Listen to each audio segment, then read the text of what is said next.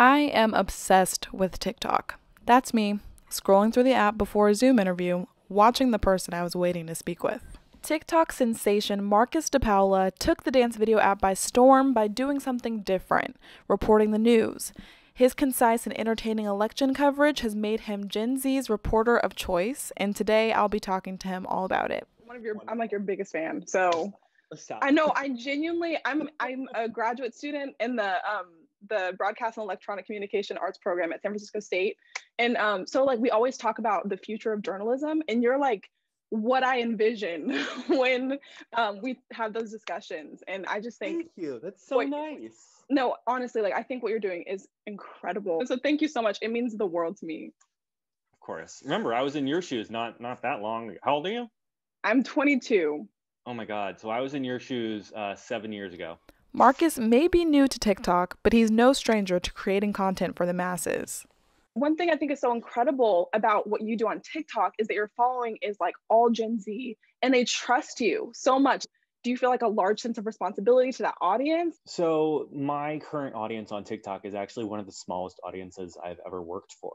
I started my career as a newspaper photographer at the Trentonian, and I got photos on the front page all the time, which is not at all a big deal when you work in newspapers. It's one of the things that happens. So, I got used to being in front of a lot of people very, very quickly. And then I moved over to TV, and TV, we had like ratings of like 200,000 people. So again, I got used to doing that again. And then I got hired by Chinese TV. And Chinese TV, I got hired by one of the smaller stations, which 12 million people watch, which is larger than NBC Nightly News, which about like 7 to 9 million watch every night. So I got used to being in front of really, really big audiences and working for really, really big audiences very, very early in my life and my career. Then I eventually moved over to Fox and did packages for Brett Baer's show. So yeah, I do feel a certain responsibility, but it's not a responsibility that I haven't felt already for the past 11 years of my career. That's incredible to me that this is the smallest audience you've worked for, because I did some like comparing. So you have 1.1 million followers on TikTok, and I looked it up. CBS has like 44,000. I don't even know, but it's like way less. And then there's also the Washington Post is on TikTok. You have a lot more followers than they do. So it's like this is a smaller audience than maybe what you're used to, but comparatively, it's like these really large news sources on TikTok. At least you're the reigning voice, like you're king of the news on TikTok. Yeah. With such a large following comes criticism.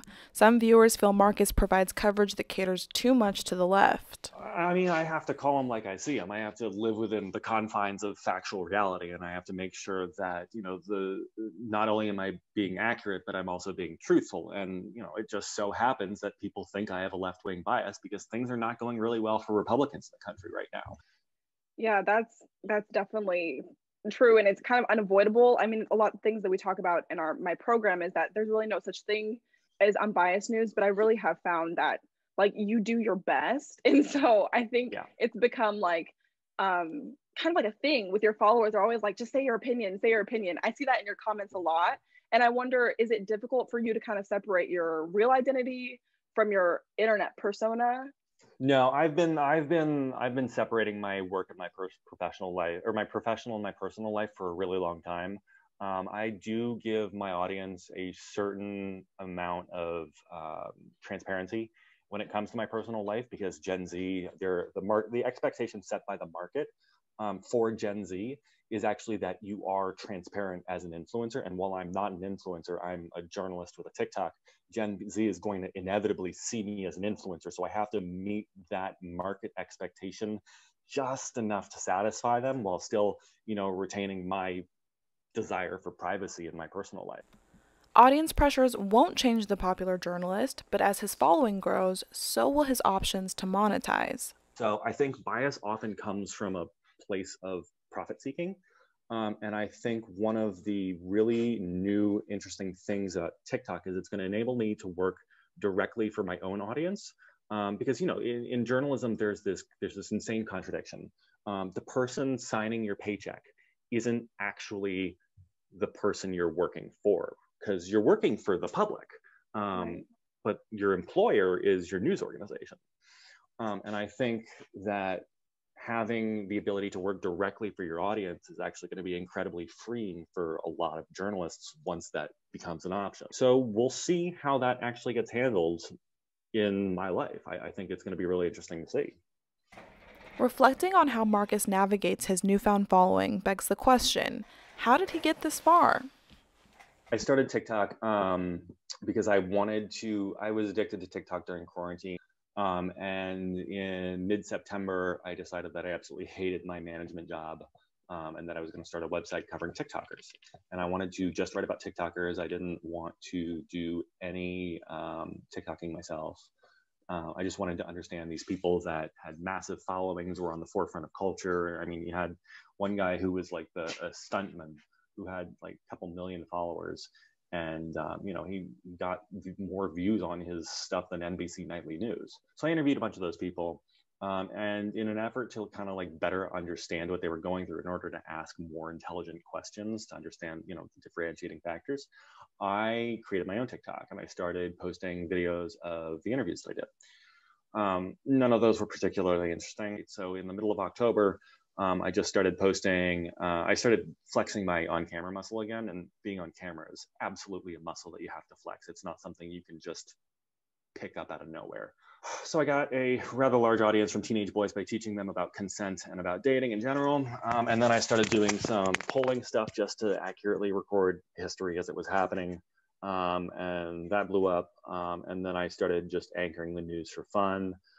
And then after I hit 1 million, like within the past week or so, I realized that I could possibly do this as a career. I did not set out to do this as a career, but it might actually happen. It's been an unexpected but promising journey for Marcus, and he's got a lot more to teach his audience.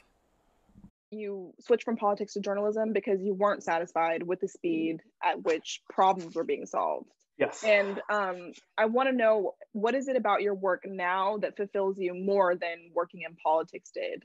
So the nice thing about this is that I'm not able to make a difference yet, but I'm on a much better path to make a difference than I was before when I was working at major corporations like CBS and Fox.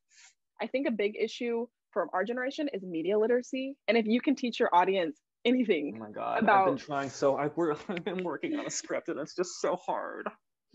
There's no way of doing it in 60 seconds. I have tried so many times.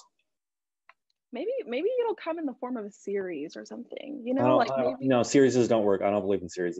Ooh, will you do a no nuance November? That's no, been going on. No, okay. I'm no nuance November 12 months a year. Your bio on every social media is, I covered Donald Trump in the White House for 4 years. What's next? So what is next? Probably TikTok. We'll see.